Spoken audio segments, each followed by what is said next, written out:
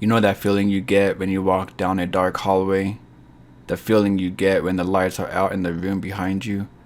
The feeling that someone or something is right there behind you, inching its way closer to you? Well, whatever you do, don't ever look back. My name is Michael, and I just turned 20. I worked as a security guard for a small office in a rough neighborhood. They sell paper, or something along those lines. I didn't really pay attention to the other people there. I usually sat near the door during the afternoon, checking everyone that comes in and out. It was a pretty laid-back job, and it helped me pay for my night school. I usually only worked during the day, and I had never been at the office past 6, but one day my boss asked me if I could take the late shift, as the night guard had quit due to unforeseen circumstances, whatever that means. Anyway, I said I'd do it, but just for that night. All I really had to do was lock up and sit down in the main office and relax, right? Well, not really. I was given a paper with a list of a few instructions, 4 in total. 1. Lock doors in main room once everyone has gone home, no later than 12 a.m. 2. Go through west hallway and lock all doors except for door number 6, which must be unlocked. Then turn around and do not move for 10 seconds, no matter what. After 10 seconds, turn and face the hallway, then start walking, taking 1 step every second. Don't look back. Don't ever look back. 3. Go to the main office and hide under a desk, facing the front, and wait for door number 6 to close and lock. 4. Leave at 6:30 a.m. Do not lock the front door, but lock the gate. It started normal enough. I didn't know if they decided to play some kind of joke on me since it was my first time. But if it had been meant as a prank, they did a good job. I was scared out of my mind. The instructions were so specific and just altogether creepy. What would happen if I took a second more or a second less? What if I missed the deadline at 6:30? What would happen to me? I tried to get the thoughts out of my head, and I focused on the instructions. I wanted to study them before the night shift so that I wouldn't make a mistake. Before I knew it, it was 11 p.m., and most people started to leave. Janitors and workers that stayed late all started to file out, each wishing me luck. I waited a while, until every single person was gone. Why would they wish me luck? I had to focus. It was only for a night. It was probably nothing, but I just wanted to make sure.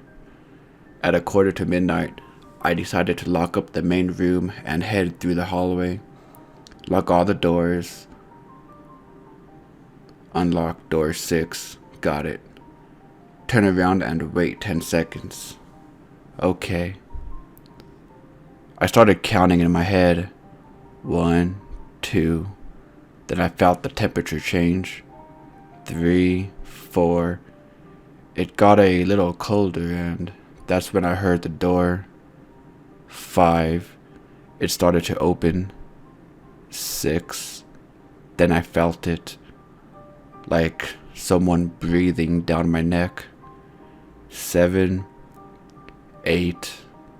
I was about to run, but then I remembered the instructions. I have to stay still. 9.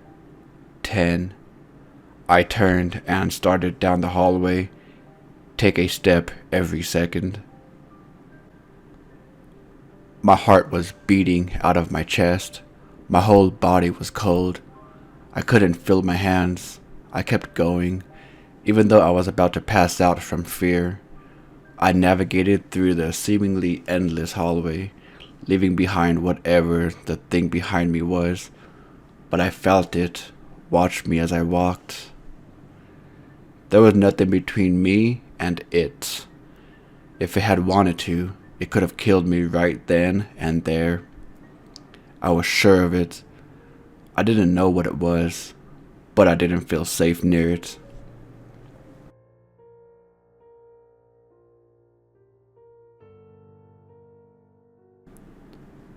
At the halfway point, I felt it standing there. As I passed by a fire extinguisher, I caught a glimpse of the beast's reflection in the glass. I couldn't really make it out, but whatever it was slowly approaching. It knew I had seen it. I quickened my pace ever so slightly. My whole body went numb, so much so that I couldn't even feel the ground under me anymore. Cold and sweating, I continued down the hallway. Almost there, I thought. I just need to get into the office and hide under the desk. I prayed to God that I'd make it. Prayed to anyone that would listen at that point. By that time, I wasn't scared anymore. It was much more than that. I moved robotically, just trying to make it to the end of the nightmare. I finally got to the door and realized it was right behind me. I turned the corner and opened the door, closed it behind me and hid under the desk, as instructed.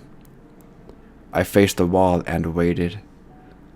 I remained there for a while. During that time, nothing happened. Still, I knew it was there. I was petrified, horrified, so scared that, like my very soul might just give up and leave. If a few more seconds passed and all of a sudden the door to the office opened. Is it coming in? I didn't read about this in the instructions. What do I do? The instructions. That's when I realized I didn't have them anymore. Where had they gone? Did I drop them? What now? It came in then, the room's temperature dropping as it made its presence known. What is this thing?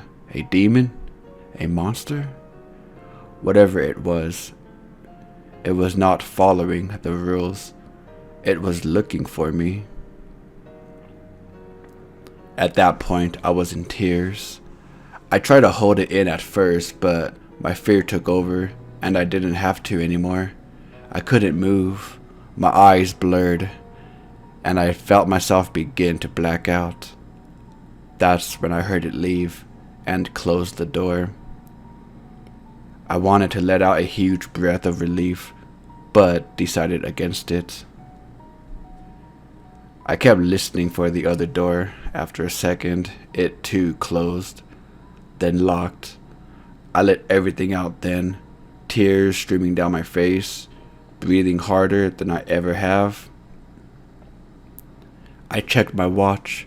It was 6:23, just 7 minutes until 6:30, and then I could leave. I chose to remain huddled under the desk until then. 6:30 rolled around, and I was ready to bolt. I opened the office door and rushed to the main entrance.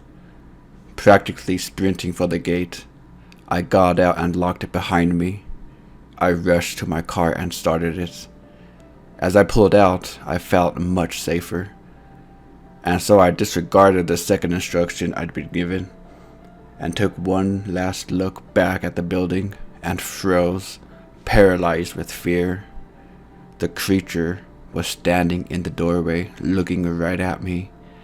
I hit the gas and sped home. The next day I handed in my letter of resignation. It's been a few weeks since then, and I found another job, but I still can't get that thing out of my head. Sometimes I feel like it's still behind me as I walk through my home. I never should have looked back, and I'll never make that mistake again.